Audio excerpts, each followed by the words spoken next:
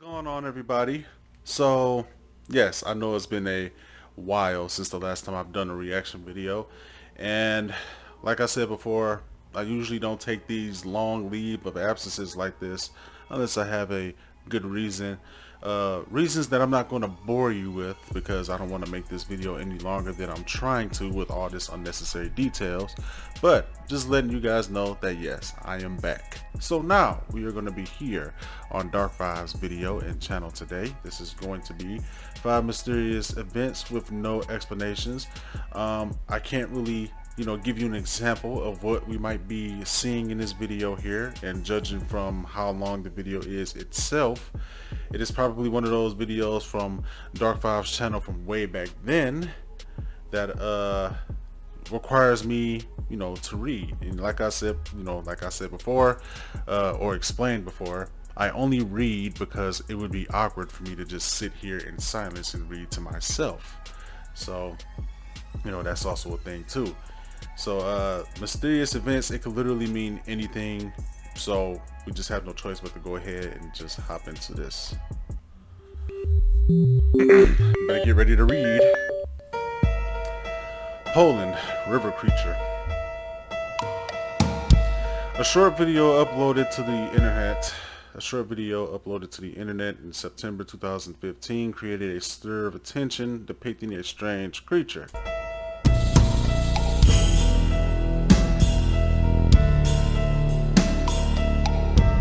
Being hoisted out of a lake in Poland, placed onto a stretcher by paramedics in white biohazard suits and carried away. The figure appears to have a human face and torso, but a large two-pronged tail-like appendage seems to emerge from his middle. The footage is grainy, but in several shots the tail is clearly visible and attached to what otherwise looks like a human shape. See, here's my thing.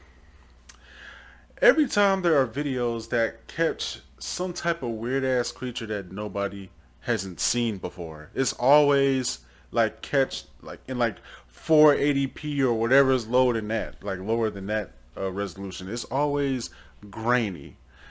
I would love to see somebody catch a unidentified creature of some kind on a damn like Samsung or iPhone 11 or something like that. I would love to see that, but it makes the situation more weird or mysterious when you have all these people in these biohazard suits coming in and taking this creature up out of here. So, I mean, it's a good chance that these people came out here because they don't want nobody else to see it. Government type thing. I mean, you've watched my videos before and what I have reacted to, so you already know.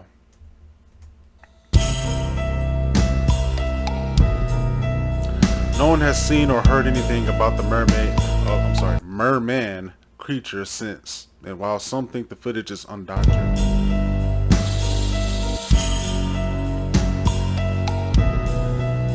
Many others think it more likely to be some kind of publicity stunt or something a TV or movie crew was filming that never aired. It's possible.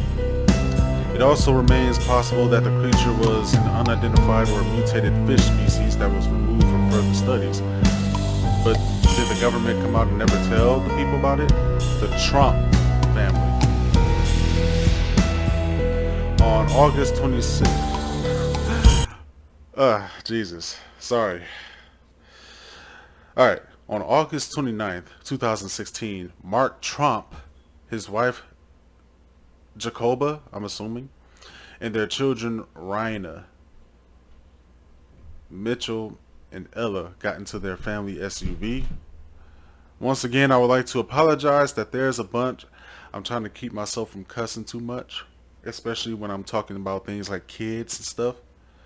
But I do apologize in advance because I didn't think these kids were going to start bumping around as loud as they just did now. So just giving you a heads up, there's children in the house and they do this all day.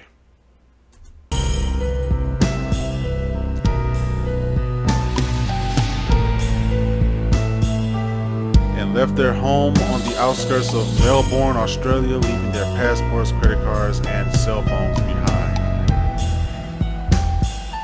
By all appearances, they had fled their quiet but successful lives as farmers and landscapers to go off the grid.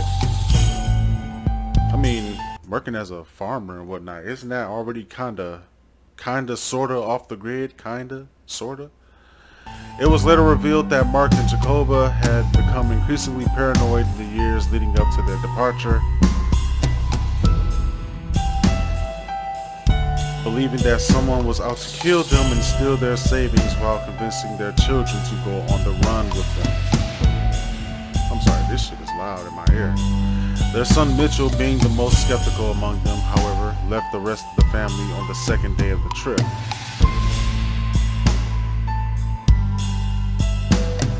Sorry y'all, let me turn this down a little bit.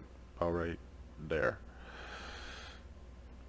And some 500 miles from their home in the New South Wales town of Bathurst, before the family next headed to the nearby Jenolan Caves.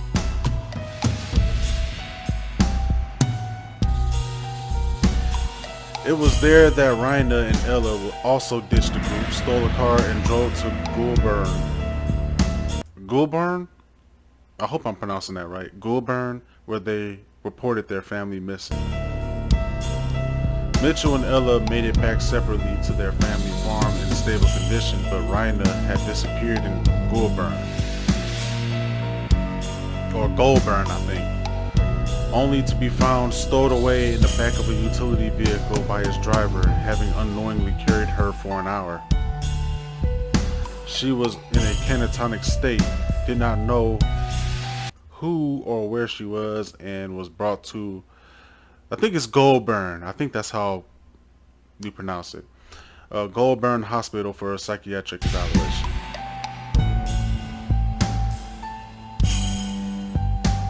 Mark and Jacoba, meanwhile, also separated, and Jacoba was found wandering the streets in Nias. Unclear how she arrived there.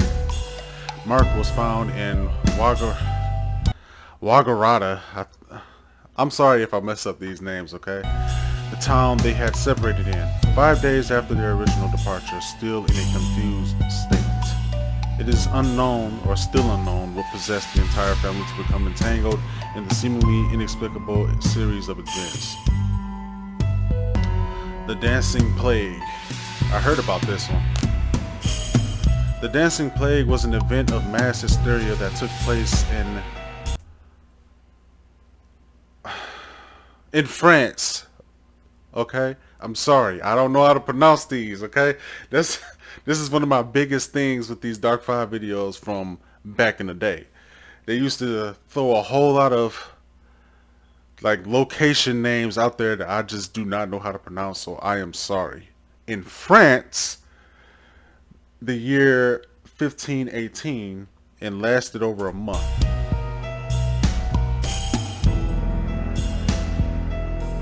The strangeness began when a single woman, Mrs. Trophia, started dancing spontaneously and wildly in the streets of Strasbourg.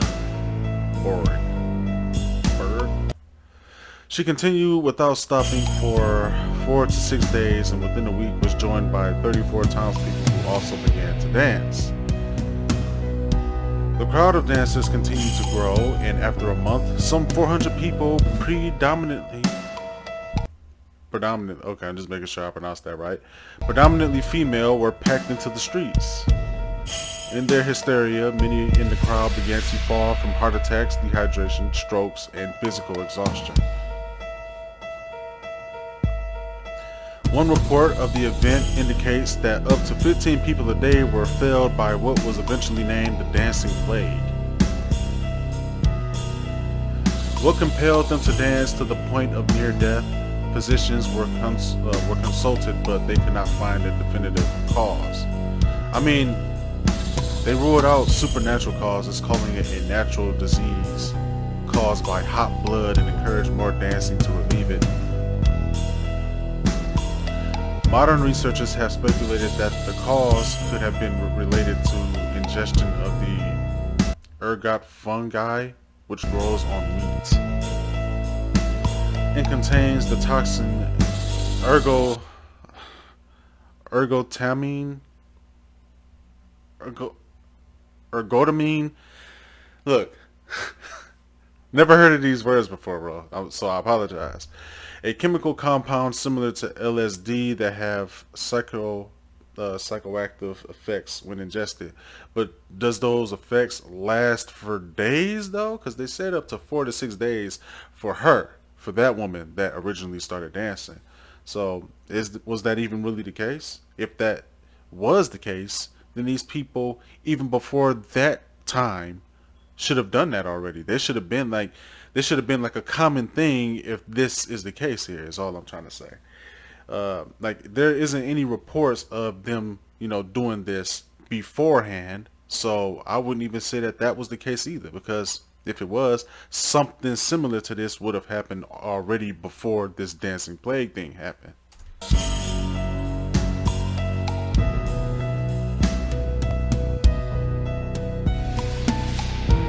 Tyson, time traveler.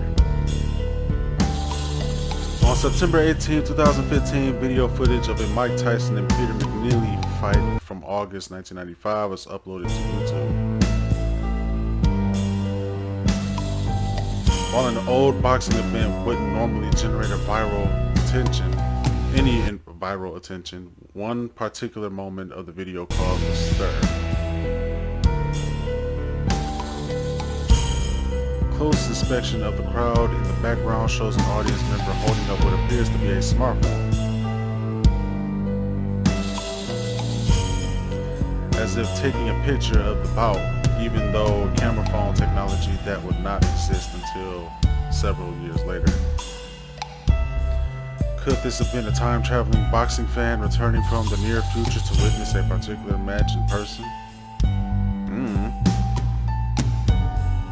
Though some have speculated that the object in question is simply an unusable handheld portable camera. That's also possible too. Its distinct shape and thin white rectangle with rounded corners makes it appear much closer to a modern iPhone. Shroud of Turin. The Shroud of Turin is a piece of linen cloth believed by some to be the shroud used in the burial of Jesus Christ in Nazareth. The 14 by 4 foot cloth prominently features a faint negative image of a man's face bearing a striking resemblance to Jesus Christ.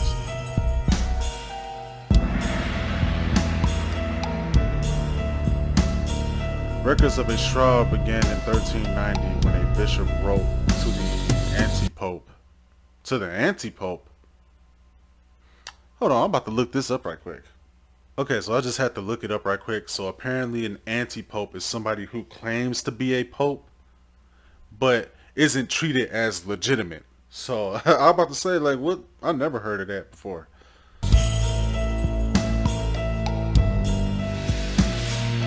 Modern scientific analysis has shown that the shroud's material dates back to at least as far as 1390. Although there is evidence that alterations were made to the cloth during the Middle Ages and that the cloth may be much older. Many theories exist as to the event that created the face on the cloth, and no evidence of dyes have been found by researchers.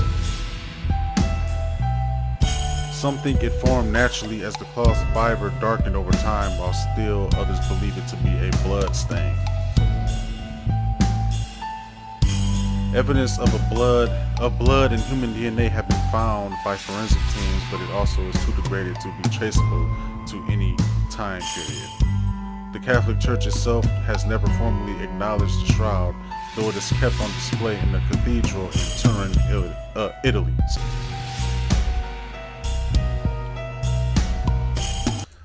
Okay, so I'm just going to tell you right off the bat. I'm not really interested in the shroud thing because that can literally be anything. All it is just a bunch of speculations on, if it really was the shroud that was used for Jesus's burial. So, I mean, it's just speculation, so I can't really go into that. But the one that interested me the most out of all this, even this one, like, I wasn't really all that interested in this one, because I think I might have like seen this type of story before. Uh, and I mean, I just, but the main one that obviously caught my attention out of all this one was the dancing plague. Like I said, I've heard about this story as soon as I. Damn, who keep? My bad, y'all. It's been so many alerts being sent to my phone about this damn election. I just want all this to just hurry up and just be over with this whole election thing and all that. But anyway, uh, I'm more interested in this one because this is a documented event that actually happened, and a lot of people can't really prove if that was the case. As far as like what actually made these people start dancing and whatnot.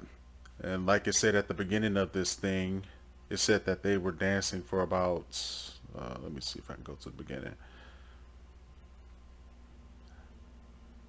Mm, about here. So a single woman, just started dancing in the streets. Let's see if I can find that. Find out this one here. It says she continued without stopping for for 4 to 6 days, and within a week was joined by 34 townspeople. This was considered to be mass hysteria. So that's what I was trying to make that point that if it was, possibly them ingesting some type of I guess hallucinogenic type uh, material, whatever, off of some wheat, then this should have been something that should have happened already. Whether it be them dancing or some type of mass hysteria of some kind should have already happened beforehand, before this happened. But this is what's documented. Maybe something like this happened even before this one. So, I mean, who knows for sure. But this is obviously the most interesting one to me because I also want to know what compelled these people to just jump up and just start dancing for days at a time. And we may never know.